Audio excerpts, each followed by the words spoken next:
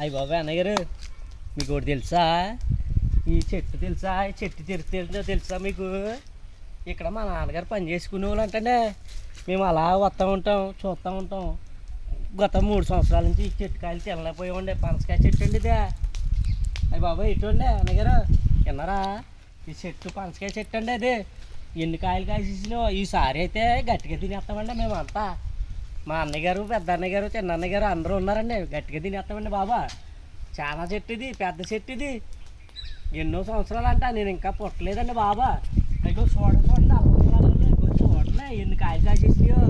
అయ్యి బాబోయ్ చూడండి. ఈసారి మటుకు మొత్తం మన ఫ్యామిలీ మొత్తం తినేస్తామండి ఈసారి. అన్నయ్య గారు విన్నారా? చూడండి చూడండి అల్లల్లా గోగండి. నాకు ఇష్టంగా కాసినవి ఇక్కడేనండి. నేను ఎప్పుడు ఇక్కడే వస్తానండి.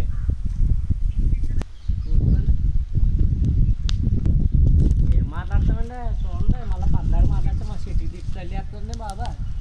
అందరూ చూపెట్టేస్తామండి. మా అన్నయ్య పెద్ద అన్నయ్య కొట్టేస్తాడండి బాబా. మీకు తెలీదా? సంవత్సరానికి ఎన్ని కాయలు కాదు అబ్బా ఇది? సంవత్సరానికి ఎన్ని కాయలు కాసిద్ది?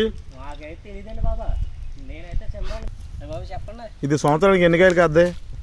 నాకు తెలుసుంది కొత్త ఉంటే దగ్గర 3 నుంచి 400 దాకా ఏమైనా వస్తాయేమోనండి. చూడండి ఫ్రెండ్స్ కాయలు ఎలా గుట్టల కింద ఉన్నాయో. ఈ చెట్టు అయితే యాక్చువల్లీ ఉంటాయండి చిన్నవి ఇప్పుడు ప్రస్తుతానికి 25-30 ఇయర్స్ అయిపోద్దండి. చూడండి ప్రతి ఆకు దగ్గర కాయ ఉంటుంది. ఇది 400-450 కాయల దాకా కాద్ది. ఈ చెట్టుకు వచ్చి మినిమం 35 సంవత్సరాలు 40 లోపు ఉంటాయండి. చెట్టు వాడరు ఈయనే.